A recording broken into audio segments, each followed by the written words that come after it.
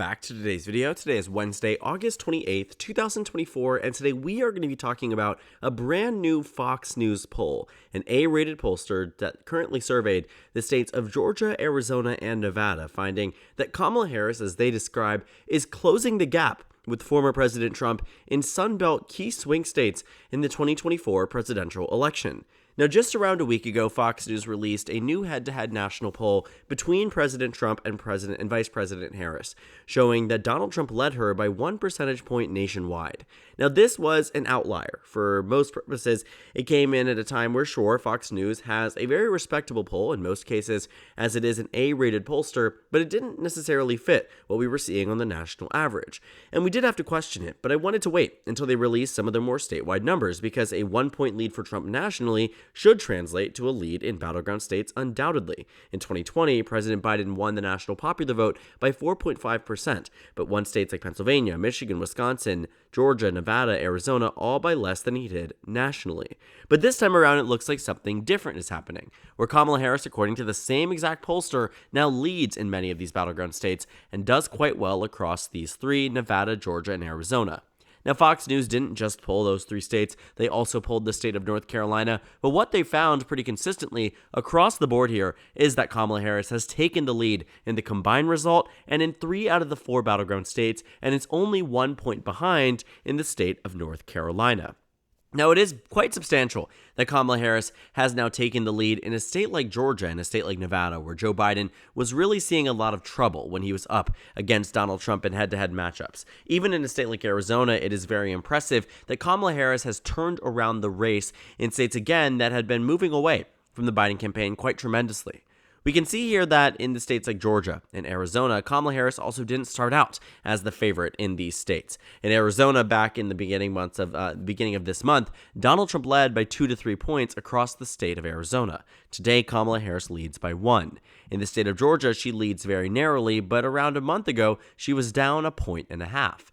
In the state of Nevada, Joe Biden and Donald Trump were doing really a wide gap there. Donald Trump had a massive lead over Joe Biden, but today Kamala Harris's lead goes from 0.5 point in Nevada to over 1 percentage point, a steady increase since the beginning of her candidacy. And so in these battleground states specific to the Sun Belt, Fox News also comes in as a pollster and a firm and a news network that Donald Trump often loves to cite. And yet the poll that they now have found, which again is an A-rated pollster, shows Kamala Harris doing quite well in the states that Donald Trump swears up and down the ballot that he's the reason why Republicans can win the election. Not to mention that, looking at the down-ballot races here in these battleground states, they really don't show good results for Republicans whatsoever, something we'll talk about tomorrow, showing Republicans potentially down double digits amongst the same electorate that's choosing Kamala Harris by just a point or two in some of these battleground states. For instance, in a state like Arizona, they also decided to poll the Senate race there. And what did they find? That Kamala Harris might be leading by 1 point. But in the Senate race, Ruben Gallego leads Kari Lake by 15 points in the Arizona Senate race, a massive amount of crossover support from the Trump camp to Ruben Gallego's camp. In the state of Nevada, same thing. What turns out to be a 2-point lead on the national level for the presidential race turns into a 14-point lead on the Senate race. And in the presidential matchup in North Carolina, what is a 1-point detriment for Kamala Harris against Donald Trump turns into an 11-point advantage for Democrats in the down-ballot races. And a big reason why we think Donald Trump is also doing quite poorly in some of these battleground states is because of who Republicans nominated at the bottom of the ticket. If voters aren't inspired to get out to vote for a reason besides Donald Trump, they more than likely aren't getting out to vote at all if they're voting Republican. And when you have Democratic candidates, people like Ruben Gallego, people like Jackie Rosen, gubernatorial candidates like Josh Stein, who drive out a Democratic base, you also find that in this Fox News poll and in many other polls, there is a tremendous up-ballot effect that benefits the Democratic Party because of the amount of people turning out for a down-ballot race just because of a popular incumbent. And so when we take a look at some of these averages here, Democrats have done quite well with Kamala Harris on the ticket. That's no real surprise. You can see that under the day and age of Joe Biden, the numbers around the time Biden was dropping out actually showed Arizona's Senate race narrowing quite significantly. What started out a year out from being a 10-point race narrowed down to 2, 3, 4, 1, even a tie right around the time that there were all these calls on Joe Biden to drop out. And leading into the dropout, Ruben Gallego was up on average by roughly 4 to 5 points. Today, sway that is expanded to 8 points statewide in a state like Arizona. In Nevada, again, Jackie Rosen has always maintained a pretty substantial lead over Sam Brown here, but nothing more than a 12-point advantage that at the time seemed like an outlier. Well, now 12 points runs largely an average, with what we're seeing in the state of Nevada, with Jackie Rosen now up on average by 10.2%. And in the state of North Carolina, getting earlier on in the race, Mark Robinson was doing quite well against his Democratic opponent, Josh Stein, who's the incumbent attorney general, until one poll we saw released from a Democratic firm right before Joe Biden dropped out of the race. And then immediately after, the Carolina Journal showed Josh Stein ahead by 5, and then it became 10 points, 14 points, 11 points, to a point where now on average, Josh Stein leads by 9. Kamala Harris has completely rebounded this Sunbelt region in a way that Democrats really can't even get to grasp at this point. When you take a look at some of the battleground numbers on Electoral politics, they have Donald Trump narrowly holding out, but they really have shown a tremendous increase in support that we have between, Kamala Harris and Donald Trump from where President Biden was. When you take a look at a state like Arizona, for instance, Donald Trump led Joe Biden by 5.8% in this battleground state. In a state like Georgia, Donald Trump led Joe Biden by 3.8%. In a battleground state like Nevada, Donald Trump led Joe Biden by 5.6%. The fact of the matter is, on 538 and even on Real Clear Politics, we have seen a narrowing up of the race, if not an advantage for Kamala Harris, in a way we never saw it for President Biden, and Fox News now confirms that this gap is in fact not only narrowing, but moving in favor of Kamala Harris. Because it was news 2 weeks ago that she narrowed up the Sunbelt states. But now that she's starting to consistently lead to a point where the average has Kamala Harris ahead is noteworthy, because it can genuinely only get better for here, especially if she does well at that first presidential debate. And again, on the point of the national numbers, the Fox News poll showing her up, rather down 1 point nationally, but up in these battleground states also isn't really in line with what we're seeing on the overall average. That's why I really pointed it out to be sort of this anomaly, this outlier, as I would put it, in the polling average, because it was skewing the way we looked at the race. I absolutely understand that Fox News has a reputable pollster and a polling firm. They do well with their numbers, historical accuracy and present-day accuracy, absolutely. But equally, polls may not always be accurate. But now that they're starting to line up largely with what we're seeing on the national level and the statewide level, it makes a lot of sense. And to see now Fox News confirm that Kamala Harris is in fact in the lead of Arizona, Georgia, and Nevada is absolutely substantial. The other takeaway I would see is a state like North Carolina narrowing up to back to where it was in 2020. One thing that I think we've noticed from this is that the Fox News poll actually shows Kamala Harris with the exact same margins as Joe Biden in the last presidential election. Joe Biden defeated Donald Trump in the state of Arizona by just under a point, in Georgia by just under a point, in Nevada by 2.4%, and lost North Carolina by 1 point. I mean, these numbers are nearly identical to what we saw in the 2020 election. And that's important because that benefits the Democratic Party, because the way that the Electoral College was built up for the Democratic Party in 2020 left room to fall for the Democrats. They had a state like Georgia, and if we were to actually fill out the map based on what it actually was, it looks a lot like this, with these states really going to, Donald Trump and Joe Biden very differently now for Kamala Harris. In this case, would be 303 to 235. And so the data we're seeing from Fox News is suggesting that Kamala Harris wins Georgia, Kamala Harris wins Nevada, Kamala Harris wins Arizona, and comes within a point of North Carolina. I mean, if I was to just describe it as any presidential election, it genuinely would be the 2020 presidential race, which would mean a map like this, according to the numbers we're seeing at Fox News, this would be the most likely outcome of the 2024 presidential race. And that is something that should terrify the Republican Party. Because their big argument for a while now has been that this is not a repeat of the last election. They swore up and down that Donald Trump being renominated would not result in an eventual loss on the presidential level. They genuinely believed that the American public was in theory ready and excited at the prospect of a second Donald Trump presidency.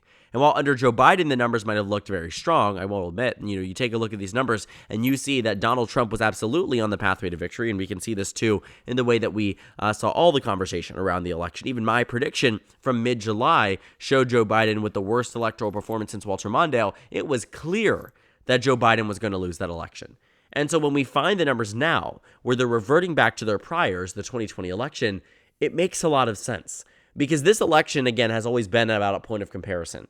But Kamala Harris seems to be channeling in the same level of enthusiasm and energy that Joe Biden received back in 2020. And Donald Trump is now fading in popularity. Her approval rating is surging in the same way that Joe Biden's did around the time of the Democratic Convention, around the July and August months. I mean, we are talking about nearly identical trend lines in terms of approval, in terms of fundraising data, in terms of excitement. These are things that really built the 2020 election and really built out that winning coalition for the Democratic Party at large. And again, we see it in these down-ballot races. We see it in the way that the Senate Democrats approach this race compared to when it was Joe Biden. They are now much more confident. They are now much more excited. They are now much more involved in the race and alongside campaigning with rather than opposing and rather than distancing themselves from the incumbent president. They now embrace Vice President Harris. And it works both ways. Senator Bob Casey gets out on the campaign trail with Vice President Kamala Harris. He has an approval rating that's 60% plus. There are some voters there that genuinely could be swayed in favor of Kamala Harris just seeing Bob Casey campaign with her and not avoid her. The big problem that Democrats saw was that because Joe Biden's numbers weren't super strong, the down-ballot candidates didn't want to associate with him. Why would you want to run in a state like Nevada for Senate when the president of the United States in your party is running behind 6-7 points? You just simply don't do it because it would lose you the regular election. But now we're in a very, very different circumstance. And so to see Fox News release these data points, I think it really reaffirms exactly what we've known about this race practically from the very beginning, that this election is going to be close. While it seems very similar to what we saw in the 2020 presidential election, there's no real guarantee that that is going to be the case. I personally have and been working on this assumption that this election is going to come down to the narrowest of calls. I mean, we are going to see, the less than half a point margins of victory for either Kamala Harris or Donald Trump. I do not believe that we are in for a 2008 or 2012 type of victory. I don't even know if we're in for a 2020 electoral college type of victory, but I do think that Democrats are in for an electoral college victory today. And that's really good news. The Fox News poll, again, reiterates that same point, that these swing states aren't exactly swinging the same way that we see the national level. In fact, there has been practically no change in the overall outcome compared to what we're seeing in 2020 versus what the polls are predicting for 2024. And again, that is all good news for the Democratic Party, because it is Democrats who are playing defense and want to hold on to these battleground states, want to hold on to these swing districts, want to hold on to these swing states for Kamala Harris because they know they need them in the election. They know they need these districts. They know they need these states. They know they need the national coalition that brought Biden and Harris over the finish line in 2020. And they know they can do it now. Donald Trump and J.D. Vance were not the best ticket to face Kamala Harris in this election. That would be probably someone like Nikki Haley, who can hold her ground, do well at a debate, do well in a press conference, do well on a national stage, do well at the RNC. But she wasn't MAGA enough for the party. She wasn't there enough to break through, not even to a point where she was even being considered or vetted for vice president for Donald Trump, which would have been, again, another masterful political move. But it is the incompetence of the Trump campaign that results in data points like the ones we see across these states. Because while it isn't necessarily shocking that Kamala Harris is leading in these battleground states, what's shocking is that Fox News can simultaneously find Donald Trump leading by a point nationally, which would be a 5.5% swing since 2020, and yet every battleground state stays the same. There is a unique appeal to Kamala Harris, one that needs to be fully explored and studied post-election, but one that is clearly bringing in voters in a post-RFK Jr. environment, post all these endorsements for Donald Trump from members like Tulsi Gabbard and RFK Jr. and some former Democrats. We are seeing a coalition that that Donald Trump has been trying to put together to combat Kamala Harris, where he genuinely believed this would squash any and all convention bumps, and what he is quickly finding is that is not the case. That there is not some type of magic wand that Donald Trump can wave or magic endorsement that he can receive that does enough to turn around what she's been doing for a month now in terms of her national numbers, in terms of her approvals, in terms of what we're seeing on the overall national scale. Kamala Harris has been churning out rally after rally after rally, advertisement after advertisement after advertisement, data point, all of these different things that benefit her as a candidate and benefit her campaign and her chances at victory this November. And to see Fox News release that poll in Arizona, Georgia, and Nevada, showing Kamala Harris with the lead for the first time that we've seen from Fox News and arguably for many pollsters, and an average now that reflects the general sentiments of the public in these states, is something that Democrats could not even have imagined for a month or 2 months ago under President Joe Biden. The map has now expanded, and in the truest sense, Kamala Harris has put the Sun Belt far back into play in a way that means Democrats have real striking distance to win these states, potentially flip North Carolina in the 2024 election in a way that did not exist as a pathway just around a month ago. So thank you guys so much for watching this video. Make sure to comment down suggestions below. Subscribe on the left if you haven't already, and check out the Instagram and Twitter. At the top left of the screen, there's also a Discord server for you to go ahead and join. On the screen, there's a video you can watch, and then a playlist for my 2024 presidential election analysis videos. Again, thank you guys so much for watching, and I will see you all tomorrow.